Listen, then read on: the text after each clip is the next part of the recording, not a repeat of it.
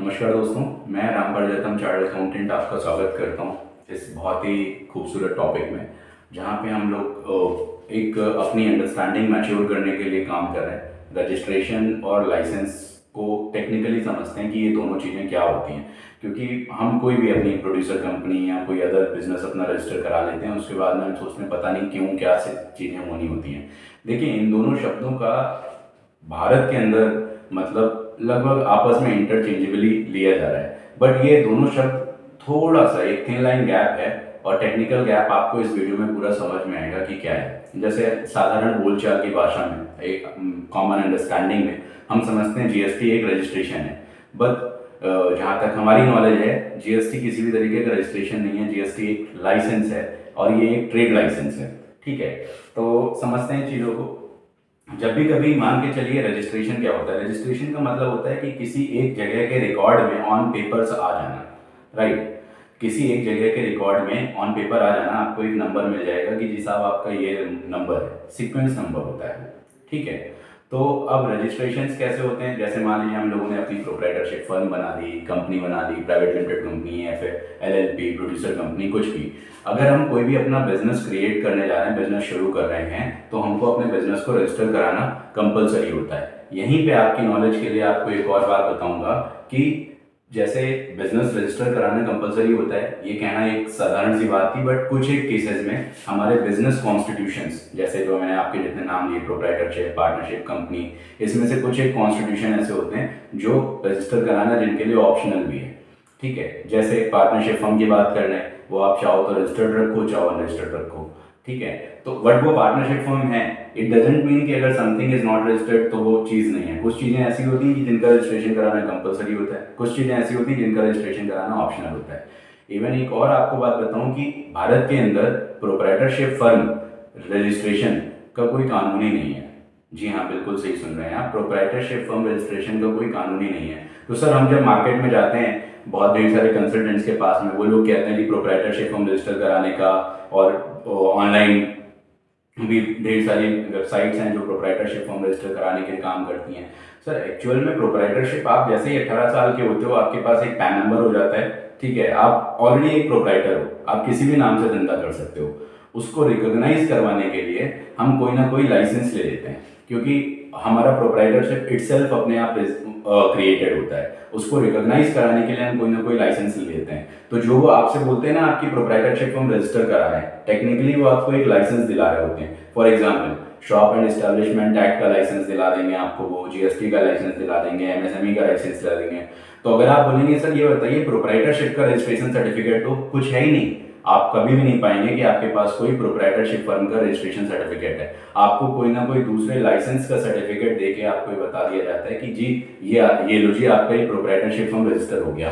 Technically देखिए कि proprietorship firm का पैन कार्ड और आपका पैन कार्ड बराबर होता है। ठीक है, जो आपका पैन है वही आपकी फर्म का पैन है। इसी वजह से प्रोप्राइटरशिप फर्म के अपने काफी ढेर सारे नुकसान भी हैं फायदे के अलावा। खैर, हम अपने टॉपिक पर वापस आते हैं। इसलिए लाइसेंस क्या होता है? लाइसेंस एक स्पेसिफिक काम करने का परमिशन होता है एक तरीके से। ठीक है, हालांकि भारतीय संविधान में ट्रेड करने का, प्रोफेशन करने का सबके पास मौलिक अधिकार है, बट हर एक सरकार ये चाहती है कि उसकी जनता की सेफ्टी एंड सिक्योरिटी वो बहुत आराम से रखे। तो इसी वजह से कुछ एक ऐसे बिजनेसेस जो थोड़े से रिस्की हैं, जैसे बंदूक बेचने का धंधा, शराब बेचने का धंधा, जो अनहेल्दी बिजनेसेस हैं, उनकी वजह से कहीं ऐसा ना हो कि कोई भी जनरल पब्लिक में न्यूजेंस क्रिएट कर दे। ठीक है, और साथ में असमानता क्रिएट हो जाएंगी। क्यों? क्योंकि मान लीजिए कि अगर हम मंडी वगैरह की बात करते हैं, जैसे मंडी समिति का लाइसेंस होता है। ठीक है, टेक्निकली आलू कोई भी बेच सकता है, खरीद सकता है, बेचने में कोई दिक्कत नहीं है, खरीदने में दिक्कत है। मान लीजिए गवर्नमेंट बोलती है कि आज से मंडी लाइसेंस खत्म, कोई भी कितना भी आलू खरीद सकता है, तो क्या होगा? जो हमारे यहाँ कैपिटलिस्ट लोग हैं जितने भी, वो ढेर सारा आलू खरीद लेंगे, उसके बाद में उसको स्टॉक करेंगे। ठीक है, और स्टॉक करने के बाद में धीमे धीमे डिमांड तो कांस्टेंट है, सप्लाई को वो बहुत स्लोली रिड्यूस करेंगे। तो क्या होगा कि चीज़ों के भाव बढ़ते चले जाएंगे और वो और अमीर होते चले जाएंगे। तो एक तरीके से देश के अंदर माहौल बिगड़ने की संभावना है, शांति भंग हो सकती है। तो इन सारे कारणों की वजह से किसी भी काम करने के प्रोसीजर को गवर्नमेंट क्या करती है, उसको मैनेज कर देती है, स्ट्रक्चर कर देती है। तो उसके लिए गवर्नमेंट ये बोलती है कि अब आपको पर्टिकुलर काम करने के लिए एक और परमिशन चाहिए होगी, वो होती है लाइसेंस। ठीक है, तो कुछ एक लाइसेंसेस कंपलसरी होते हैं, कुछ एक लाइसेंसेस ऑप्शनल होते हैं। अभी जीएसटी की आप मान लीजिए कि साहब जीएसटी 20 लाख रुपए तक की सर्विस प्रोवाइडर्स के लिए जीएसटी ऑप्शनल है, आप लो ना लो वो आपकी चॉइस है। 40 लाख रुपए तक के माल बेचने के लिए जीएसटी ऑप्शनल है, आप लो ना लो वो आपकी चॉइस है। ले लेते हो तो आपको फॉलो करना है, नहीं लेते हो तो कोई बात नहीं। तो इसी तरीके से इस कुछ एक स्पेशलाइज्ड काम भी हैं, जैसे शराब का काम करना है तो आपको आबकारी विभाग का लाइसेंस लेना होता है। अगर मान लीजिए कि हम लोग को खाने पीने वाली चीज़ों का काम करना है, तो खाने पीने वाली चीज़ों में उन्होंने दो तरीके से अपने लाइसेंसेस को बता रखा है। कहते हैं कि छोटा लाइसेंस, कि चलो हम आपको सर्टिफाई कर दे रहे हैं, एक रजिस्ट्रेशन है जिसको बोलते हैं फसाई रजिस्ट्रेशन, उसका 100 रुपए का सरकारी फीस होता है 1 साल का। ठीक है, तो वो क्या करते हैं, वो आपको 12 लाख रुपए तक के टर्नओवर के लिए, छोटे व्यापारियों के लिए, क्योंकि खाने पीना पे हम ये नहीं कह सकते कि कोई भी आदमी खाना पीना बेच देगा जाके। खाने पीने के लिए टेक्निकली देखा जाए कि जो भी आदमी खाने पीने का काम कर रहा है उसको एक फसाई का रजिस्ट्रेशन आवश्यक होता है। ठीक है, लेकिन बड़ा रजिस्ट्रेशन इसलिए नहीं बोला जाता क्योंकि बड़े रजिस्ट्रेशन में कंप्लायंस बहुत ज़्यादा होती है। तो सरकार ने एक छोटा रास्ता निकाला कि यार फंसा हमारे पास बता दो, कल की डेट पे अगर आपके बनाए हुए खाने में कोई भी फूड पॉइजनिंग होगी तो हम पकड़ तो पाएंगे आपको। ठीक है, हम आपके पास आके कभी भी ट्रायल टेस्टिंग तो कर पाएंगे। तो वो छोटा लाइसेंस होता है 12 लाख रुपए के टर्नओवर तक के लिए। अब अगर वही मान लीजिए कि कोई आदमी सरसों का काम करता है जिसका टर्नओवर करोड़ों का है, तो उसको सेंट्रल और स्टेट लाइसेंसेस की आवश्यकता हो जाती है। तो टेक्निकली ये जो रजिस्ट्रेशन शब्द और लाइसेंस शब्द है ना, इस शब्द को आपस में फेरबदल करके इस्तेमाल किया गया है। जैसे जीएसटी कानून के अंदर जीएसटी रजिस्ट्रेशन बोल दिया गया, ठीक है, बट जहाँ तक अगर हम टेक्निकल बात करें तो वो एक लाइसेंस हो जाता है। इसी तरीके से जब आप अपनी प्रोप्राइटरशिप फर्म बनाते हो, तो प्रोप्राइटरशिप फर्म तो ऑलरेडी बनी बनाई है, बनाते हो ही नहीं आप। अब उसको रिकॉग्नाइज कराने के लिए क्या होता है, शॉप एंड एस्टैब्लिशमेंट एक्ट में आप एक रजिस्ट्रेशन कर लेते हो।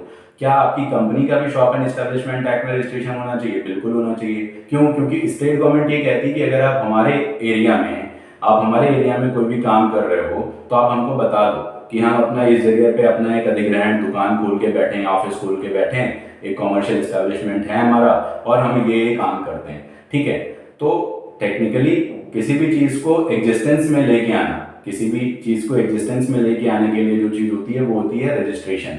और किसी भी पर्टिकुलर परमिशन की बात करते हैं वो होती है लाइसेंस। ठीक है, तो परमिशन इज लाइसेंस और bringing something into existence is registration. अब मान के चलते हैं जैसे अपनी प्रोड्यूसर कंपनी है, फार्मर्स की प्रोड्यूसर कंपनी है, तो उनके लिए क्या क्या हो गया, उनको ये हो गया कि भाई आप अपनी पहले आपने कंपनी रजिस्टर कराई है, कंपनी रजिस्टर कराने के बाद आप कंपनी को पावरफुल बनाना है। तो लाइसेंसेज आपको पावर क्रिएट करते हैं, रजिस्ट्रेशन आपको एग्जिस्टेंस में लेके आते हैं। तो पावर कैसे आप अपनी प्रोड्यूसर कंपनी की बना सकते हो? आप मंडी लाइसेंसेस के बारे में बात करोगे, फूड लाइसेंसेस के बारे में बात करोगे, आप क्वालिटी कंट्रोल के लाइसेंसेस के बारे में बात करोगे, जैसे कोशर हो गया और हलाल हो गया, बहुत ढेर सारे लाइसेंसेस होते हैं। ये इवन एक और शब्द होता है सर्टिफिकेशन। ठीक है, तो रजिस्ट्रेशन हो गया, लाइसेंस हो गया और सर्टिफिकेशन हो गया। सर्टिफिकेशन क्या होता है कि किसी एक चीज को डिक्लेयर करना कि साहब ये हमारे स्टैंडर्ड्स के ऊपर है। जैसे मैं चार्टर्ड अकाउंटेंट हूँ तो मैं यूजली अटेस्टेशन और सर्टिफिकेशन सर्विस प्रोवाइड करता हूँ, जिससे सामने वाला इंसान भरोसा करता है। तो एक ऐसा ऑर्गेनाइजेशन जो अपना ट्रस्ट क्रिएट कर चुका है वो वेरीफाई करके देता है, सर्टिफाई करके देता है कि जी ये सही है, तो एक आम इंसान उस चीज को एक्सेप्ट कर लेता है। जैसे हम लोगों के साइन से बैलेंस शीट हम सर्टिफाई करते हैं, अटेस्ट करते हैं, तो बैंकर्स उसको मानते हैं कि हाँ ये सही होगी, क्योंकि हम एक ऐसे इंस्टीट्यूट के मेंबर हैं जो ऑलरेडी एक ट्रस्ट क्रिएट कर चुका है। हम एक रिगरियस एग्जाम्स पास करते हैं, तो जो सर्टिफिकेशन होते हैं उनके अपने एक स्टैंडर्ड्स होते हैं, उस स्टैंडर्ड के अकॉर्डिंग वो सर्टिफिकेशन हो जाता है। तो रजिस्ट्रेशन, सर्टिफिकेशन एंड लाइसेंसेस, ये तीन चीज़ें मैंने आपको इस वीडियो में बहुत ढंग से समझाने की कोशिश की है। आशा करता हूँ कि आपको बहुत अच्छे से समझ में आए होंगे, और अगर इससे रिलेटेड आपको कोई भी डाउट है तो आप मेरे से बेशक पूछ सकते हैं। मेरा नंबर नीचे स्क्रीन पे आ रहा है, ठीक है, आप उस पर आराम से बात कर सकते हैं मेरे से टेक्स्ट मैसेज के थ्रू।